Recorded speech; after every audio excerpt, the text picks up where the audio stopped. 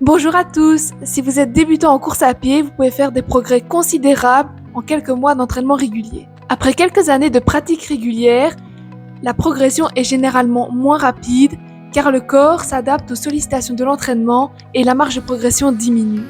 Et c'est à ce moment-là que vous êtes certainement posé ces deux questions tout comme moi. De combien puis-je encore progresser après quelques années de pratique? Et surtout, comment puis-je encore progresser en course à pied?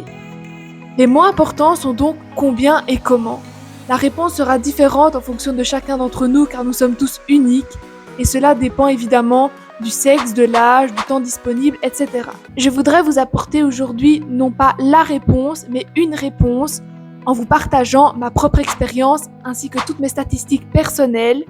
Je voudrais être, pourquoi pas, en toute modestie bien évidemment, être une source d'inspiration pour vous. Aujourd'hui, je vais vous parler plus spécifiquement des deux facteurs qui ont été fondamentaux pour moi en course à pied.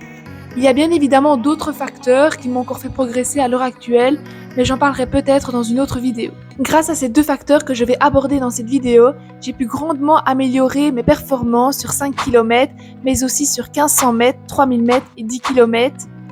D'ailleurs, cette progression a été remarquée comme mentionné par le commentateur des derniers championnats de Belgique de cross. Sam Klepp, que l'on voit aussi parfois dans des épreuves sur route dans la région de Charleroi, mais qui a fait énormément de progrès ces 2 dernières années. Après coup, cela va vous sembler certainement évident, mais il faut savoir que ça n'a pas du tout été pour moi. Je n'aurais jamais pensé que ça allait avoir un tel impact. Si j'avais su ça bien plus tôt, je l'aurais fait. Tout d'abord, quelle a été ma progression? Et de plus, c'est une progression qui est intervenue après plusieurs années de pratique. Sur 5000 mètres, je suis passée de 20 minutes 36 début 2020 à 16,39 fin 2022, donc en 3 ans. En d'autres termes, je suis passée d'environ 15,5 km/h à 18 km/h sur 5 km. Avant 2020, impossible de passer sous 20 minutes. Je pensais ne jamais pouvoir descendre en dessous des 20 minutes car tous mes essais étaient infructueux.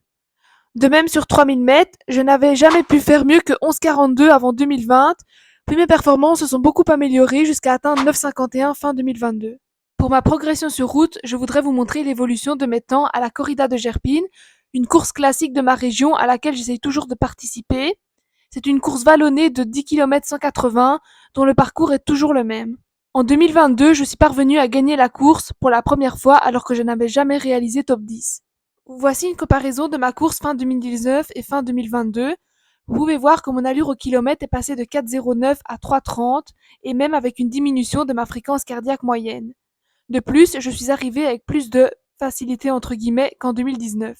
Je me souviens être arrivée au bout de ma vie en 2019 et avoir franchi la ligne d'arrivée avec une immense joie en voyant 4,09 affiché sur ma montre, car il faut savoir qu'à l'époque, impossible de faire un 10 km sous 4,10 au kilomètre.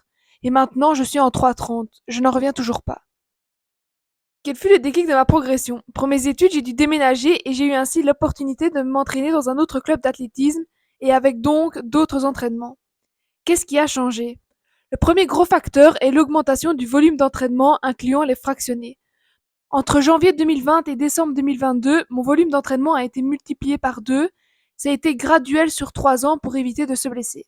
J'ai également commencé à manger plus sainement en éliminant le plus possible les sucreries et les graisses, chose que je mangeais très régulièrement avant. Il est en effet important de perdre du poids de manière saine en se concentrant sur une alimentation équilibrée et une activité physique régulière plutôt que sur des régimes stricts ou des privations excessives. Mon but était d'atteindre mon poids de forme, c'est-à-dire le poids idéal pour performer. Il n'est pas question ici de maigrir le plus possible avec des régimes draconiens car ce serait contre-productif. Il faut se sentir fort et non se sentir faible. Il faut donc un compromis entre poids et énergie. Je n'avais aucune idée de ce que pouvait être mon poids de forme. En perdant du poids, on réduit la quantité de masse corporelle que l'on doit transporter pendant la course, ce qui peut rendre la course plus facile et plus rapide. Cela peut également améliorer notre endurance, notre souffle et notre récupération, ce qui va contribuer à une meilleure performance globale. À ma grande surprise, en mangeant mieux et avec l'augmentation du volume, j'ai perdu environ 10 kilos en un an durant l'année 2020 et puis mon poids s'est stabilisé.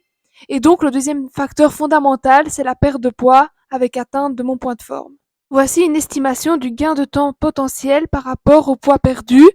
Par exemple, avec les 10 kilos que j'ai perdus, donc environ 20 livres, J'ai donc potentiellement gagné 4 minutes sur 10 kilomètres et 2 minutes sur 5 kilomètres. Et voici une photo de moi avant-après. Voyez-vous la différence? Donc pour résumer, j'ai perdu du poids, uniquement des graisses, et j'ai augmenté mon volume d'entraînement.